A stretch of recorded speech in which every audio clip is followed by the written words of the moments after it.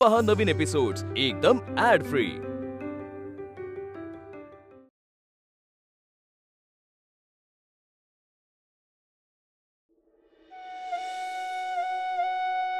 नेहमीचेच झाले आता सारखे आपले शिक्षण, आपले वाचन, आपले कॉलेज, आपला व्यायाम।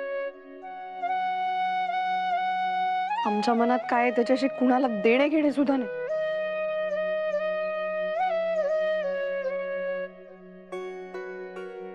काय बाई, हल्ली उष्मा फारच वाढलाय नाही? उष्मा? पण सासूबाई हवेत तर चांगला गारवा आहे की। हो ते झालं, पण या खोलीचं तापमान अंमळ जास्तच वाटतंय मला। मग मी विचार केला तेव्हा माझ्या लक्षात आलं की तुझ्या संतापाची तीव्रता इतकी आहे की साऱ्या खोलीला दाह होतोय। काय चाललंय मनात सांगशील?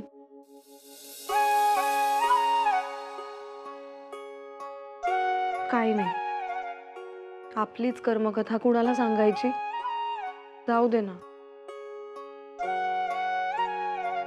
अगं बाई, अगं भामे, हे लुगडं तुझ्या लग्नातलं आहे ना ग? काय सुंदर दिसत होतीस तू या लुगड्यात। एवढीशी होतीस अगदी अगदी नक्षत्रासारखी सुरेख।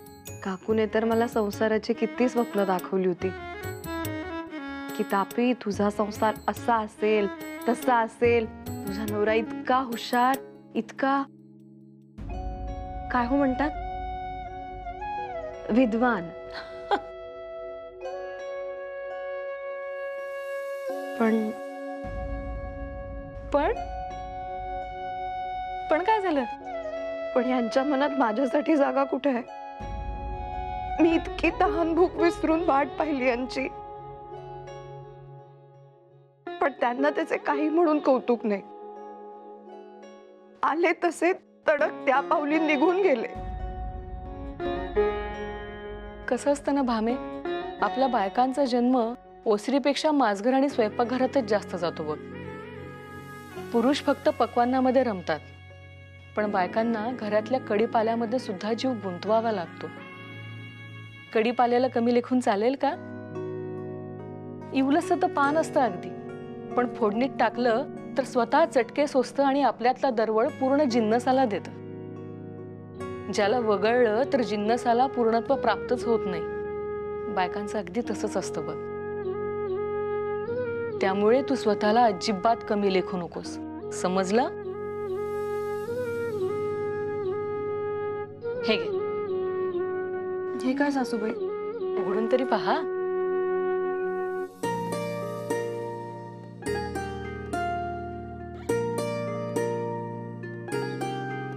हे तुझं स्त्रीधन आहे। माझं? म्हणजे बाळच्या आईचं आणि आता तुझं।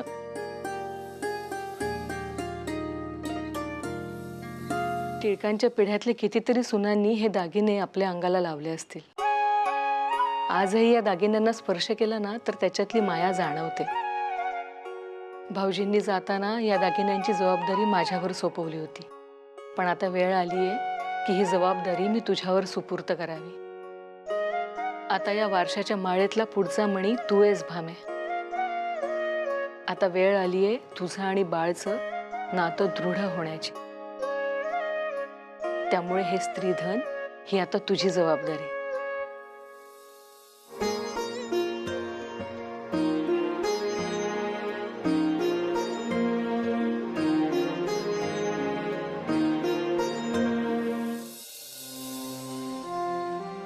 टिळक्या सर, वा टिळक्या, आजचा दिवस तुझ्या आयुष्यात सुवर्णाक्षरांनी लिहून ठेवला पाहिजे। का बरं? अरे का बरं म्हणजे काय? जिन्सीवाले तुला पारितोषिक देऊन गेले म्हणजे माणूस ओळखण्यात इतकी मोठी चूक माझी याआधी कधीही झालेली नाही। जिन्सीवाले सर इतके निष्पक्षपणे माझ्याशी वागू शकतील असं मला स्वप्नात देखील वाटले नव्हते। आम्ही शिक्षक वाटतो तितके कदरू नसतो बरं का टिळक्या? माझा म्हणण्याचा अर्थ असा नव्हता सर। अरे हो रे, ठाऊक आहे ठाऊक आहे। टिळक्या, एक गोष्ट नेहमी लक्षात ठेव, एखादी व्यक्ती वरून कितीही रुक्ष वाटत असली, रुक्ष दिसत असली, तरी व्यक्ती म्हणून शिक्षक म्हणून त्याची मूल्य अबाधित असतातच की. आणि याचं जिवंत उदाहरण म्हणजे जिन्सीवाले बाळ. मानवी मूल्य जशी तुझ्या मनात रुजली तशी सर्वांच्या मनात रुजवू शकलो तर आम्हासही धन्यच वाटेल. शिक्षण, होय सर, शिक्षण हाच सर्व समस्यांवरचा उपाय आहे. सर, कुठलाही मनुष्य हा देशाचं प्रातिनिधिक आणि प्राथमिक रूप असतो. जर त्या मनुष्याला आपण योग्य मार्गावर आणू शकलो तर देश सुधारण्यास सहाय्य होईलच की. कल्पना उत्तमच आहे, पण हा प्रवास वाटतो तितका सोपा नाही बरं का. हो, मार्ग खडं तर असेलच, पण कुणीतरी पहिलं पाऊल टाकावंच लागेल ना सर. त्याशिवाय मार्ग किती खडतर आहे हे कसं समजेल. खरंय. आणि मग माणसं आपोआप जोडली जातीलच की. अरे हो, विजयादशमी जवळ येऊन ठेपली आहे. हो, घरी जाण्याचा काही विचार आहे की नाही?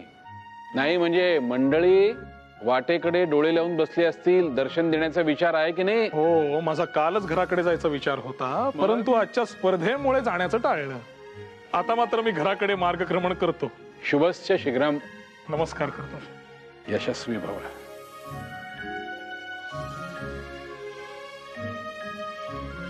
येतो. ये.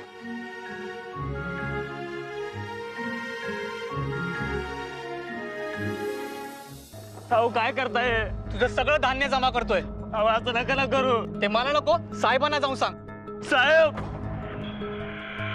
साहेब, थोडं तरी धान्य राहू द्या माझ्या घरासाठी. काय खायला घालू मी माझ्या लेकरांना? वाटल्यास मी तुमच्या पाया पडतो.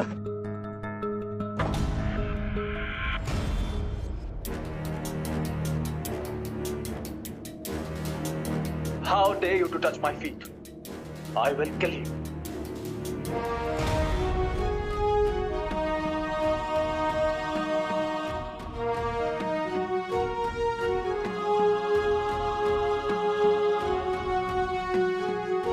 थांबा. काय करताय हे? You again? Get out of my way.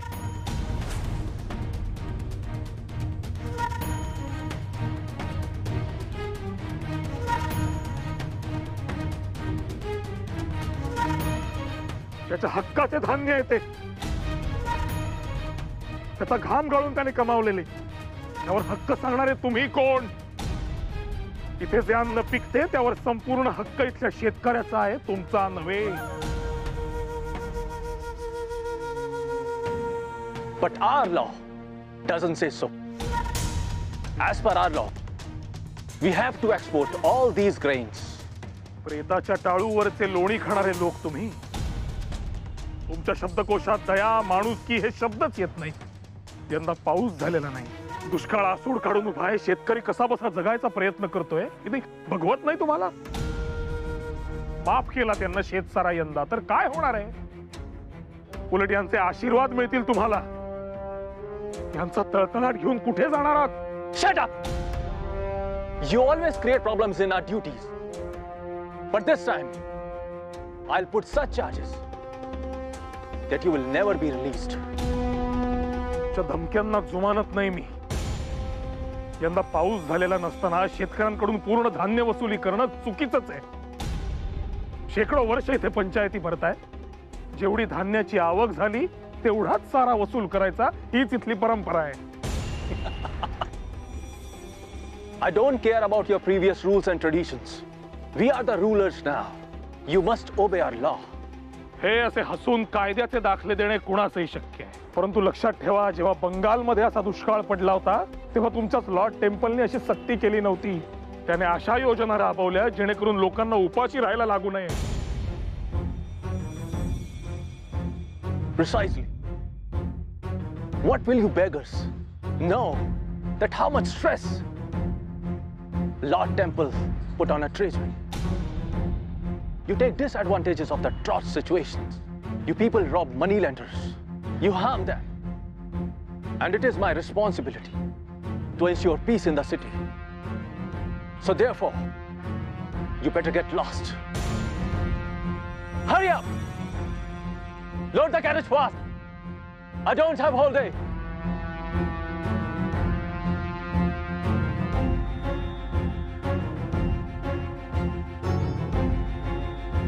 साहेब,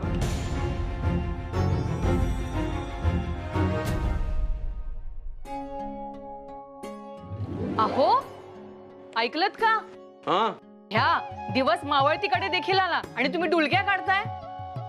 सकाळीच म्हणाला होतात ना सायंकाळी सगळी कामं उरकून घेईन म्हणून. अगं हो ठाऊक आहे मला, जाणार आहे मी, निघालोच आहे. हो कधी? मी सांगितल्यावर. जातो. आणि ऐका, जाताना कसबा गणपतीच्या मंदिरात ना तुम्ही. अरे बाळ, आलास तू? बाळ, काय रे, काय झालं? असा रागराग का करतोयस? अहो तुम्ही पण काय, त्याला भूक लागली असेल. बाळ तू जेवून घे बरं. भामे तू पानं घे बरं वाढायला. हो. मला खायला काहीही नकोय. आणि घरात अन्न अधिक झालं असेल तर ते त्यांना नेऊन द्या, ज्यांचा घास ते निर्दयी गोरे हिरावून घेत आहेत. त्यांना त्याची जास्त गरज आहे. बळवंतराव, आमच्या आधी आपलं स्वागत कोणी केलं म्हणायचं? काका, एका क्षणी असे वाटले ते डॅनियलला संपवून टाकावे. योगेश्वरा, पूर्वी एकदा ओंकारेश्वराच्या मंदिरात चामड्याचे जोडे घालून धर्मभ्रष्ट करणार होताच, पण आज त्यांनी माणुसकी देखील नष्ट केली. एका व्यक्तीचा विमोड करून ठिणगी पडेल कदाचित, पण काका जर क्रांती घडवायची असेल तर संपूर्ण व्यवस्था उलथवून टाकावी लागेल. बाळ अरे पण तू नेमकं काय म्हणतोयस? बाळ, जरा विवेकानं वागण्याची आवश्यकता आहे आपल्याला. नाही, आता काही तू लहान राहिलेला नाहीस. वयानं समजुतीनं मोठा झालायस तू. तुला संसाराच्या जबाबदाऱ्या आहेत. काका, बाहेर परिस्थिती एवढी पेटलेली असताना मी इथे संसारात रमू? आपल्या देशातला शेतकरी इथे दुष्काळात होरपळतोय, त्याचं घर उघड्यावर पडलंय. हे सगळे गोरे सावकार धार्जिणे कायदे करतायत आणि आपण या परिस्थितीत काहीही करू शकत नाही. या प्रश्नानं मी व्यथित झालोय काका. मला प्रचंड त्रास होतोय याचा. बाळ, हे गोरे पाषाण हृदयी आहे ते अगदी खरं आहे, पण बाळ आपण काय करू शकतो यास? हे बघ, मला असं वाटतं की घराचा उंबरा ओलांडून आत येण्याआधी घराबाहेरचे प्रश्न आणि समस्या आपण बाहेरच सोडाव्यात. नाही, घराबाहेरच्या ताणाचा राग घरातल्या माणसांवर काढल्यानंतर आपल्या हाती तर काही लागत नाहीच, पण घरातलं वातावरण मात्र कलुषित होतं हे नक्की. आपण याच संकुचित विचारसरणीनं आजपर्यंत जगलो, म्हणून गुलामगिरीनं पोखरले गेलोय आजपर्यंत. मुद्दा उमऱ्याच्या आतला का बाहेरचा असा नाहीये. मुद्दा उमरे नष्ट करून सम्यक दृष्टिकोन जोपासण्याचा आहे. त्यासाठी समाजाला सक्षम बनवावं लागेल आणि त्यासाठी कितीही आव्हाने स्वीकारावी लागली तरी आपण त्यासाठी सज्ज असायलाच हवं. मग ते स्वतःचे विचार बदलण्याचे आव्हान असू दे किंवा संपूर्ण व्यवस्था बदलण्याचे. मी बोलू का काही? आपल्या घरी जे धान्य येते त्यातला काही भाग आपण लखोबांच्या घरी मदत म्हणून धाडतोच. दारावर येणाऱ्या प्रत्येक उपाशी माणसाला भाकरी दिली जातेच. आपल्या दारी येणारे कोणीही माणूस उपाशी पोटी परत जाणार नाही याची मी आवर्जून काळजी घेते. नव्हे, काकूंची ताकीदच आहे तशी. हे पहा, मला देश कळत नाही, ते व्यवस्था की काय तेही मला कळत नाही. मला जे कळतं, जे भिडतं ते माणूस, पण ते जपावं इतका प्रयत्न मात्र मी करते, उंबऱ्याच्या आतूनच. आपल्याला जितकं जमेल तितकं करावं आपण आपापल्या परीने. त्यात तर आमचे काही चुकत नाही ना? नाही, चुकत असेल तर तुम्ही सांगा.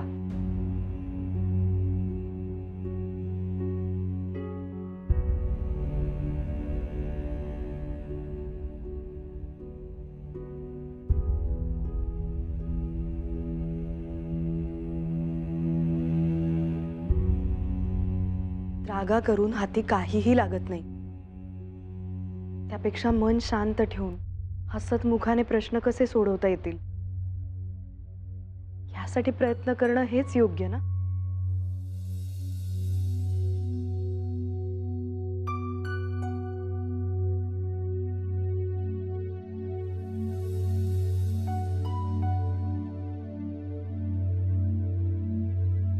तुम्ही आवरून घ्या, पाणी घेऊ ना.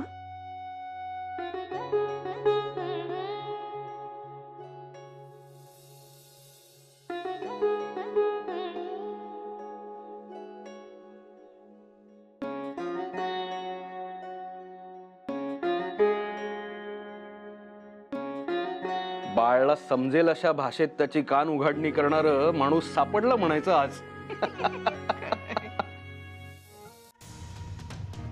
As per our law, we have to export all these grains. I don't care about your previous rules and traditions. We are the rulers now. You must obey our law.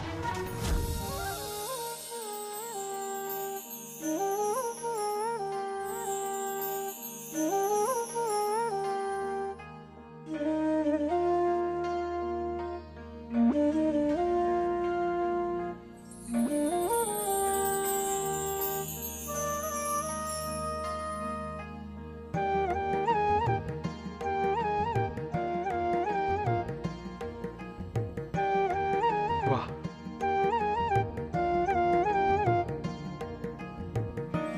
फार फार सुंदर.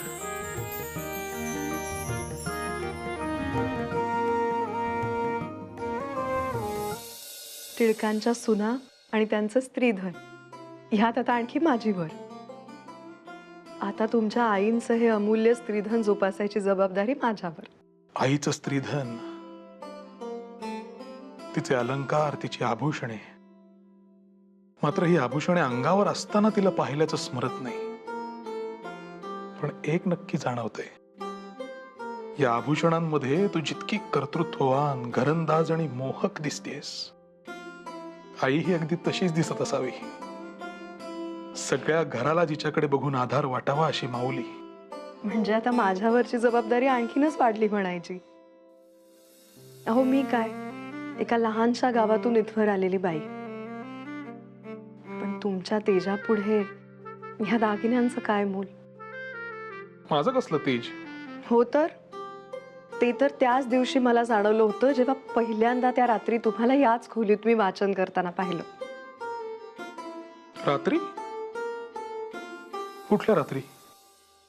या घरात सून म्हणून पहिल्यांदा आले त्या रात्री.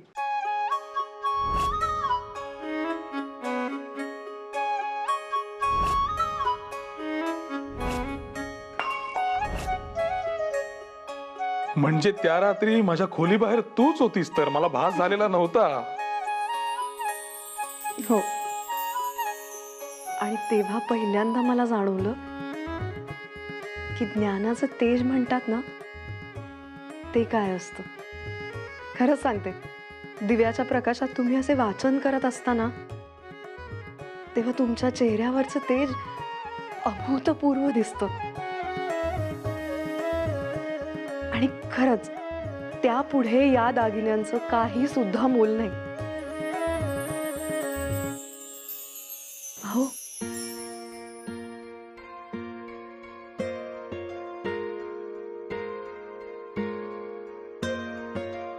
तुला काहीतरी दाखवायचंय. काय?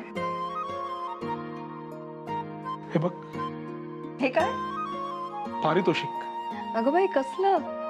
कॉलेजात काव्यवाचन स्पर्धा होती, त्यात तर मला प्रथम पारितोषिक मिळालेच. पण मी रचलेलं काव्य ऐकून जिन्सीवाले सरांनी मला हे खास पारितोषिक दिले. छान. तुम्ही काव्य सुद्धा करता हे ठाऊक नव्हतं मला. वेळ यावी लागते भामे. पण यंदा विषयच असा होता की काव्य रचण्या वाचून गत्यंतर नव्हते. कोणता विषय? माता. आणि मी त्यावर रचलेले काव्य म्हणजे मातृविलाप. काय योगायोग आहे बघ ना. मी नुकतंच आईवर काव्य रचलंय आणि तू तिचे अमूल्य दागिने घालून आता माझ्या समोर इथे बसलेली आहेस. मग आता यावर काय लिहिणार आणखी? नवीन कविता? कविता तर लिहूच, पण भामे, मला नुकत्याच जाणवलेल्या अनेक गोष्टींबद्दल मला लिहायचंय. आपल्या भोवतालच्या परिस्थितीबद्दल, आपल्या मातृभूमीबद्दल मला लिहायचंय. आपल्या ह्या मातीचा होणारा अपमान, तिची अवहेलना आपण अजून किती दिवस सहन करायची? का त्यांच्या देशाचा सूर्य आपल्या या भूमीत कधीच मावळणार नाहीये? आपण फक्त आणि फक्त हतबल झालेलो आहोत याची मला जाणीव झाली.